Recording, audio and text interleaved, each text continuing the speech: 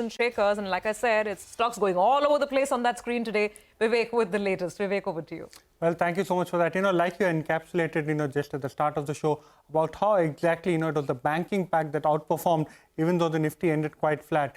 Just have a look at the banking pack today and the top stocks. It was actually the private banks that did very, very well. Axis Bank, HDFC, ICICI, especially in the last hour, quite a bit of volatility, but all of them managed to end with strong gains. The next set of stocks, from the broader end of the markets that did very well was the fertilizer pack. Hopes of, GST rate cut or something that aided the up move.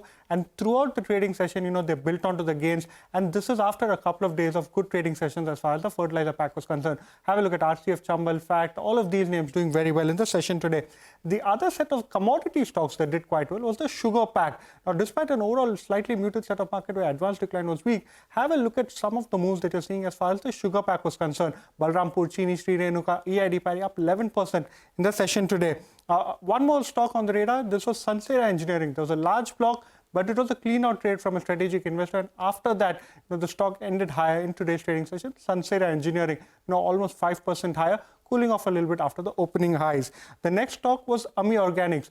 Despite the company doing a QIP at a discount to yesterday's closing, despite that, the stock ended higher today, given the fact that there will be debt reduction is something that the market liked. On the other hand, some of the stocks or some of the sectors that saw quite a bit of selling pressure, one sector especially was the realty pack. The entire realty pack today, barring couple of names, saw quite a bit of profit booking, Soba, Brigade, Prestige. In fact, amongst the top 10 losers as far as the NSE 500 was concerned, 5 to 6 of them were from the real estate space itself. The other stock on the radar is ZF Commercial. There was a promoter selling, WAPCO selling almost 5%. Stock ended low by 6% today. And lastly, have a look at the capital goods space today.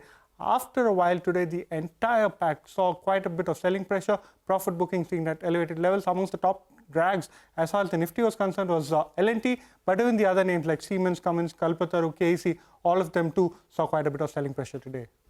Okay, all right.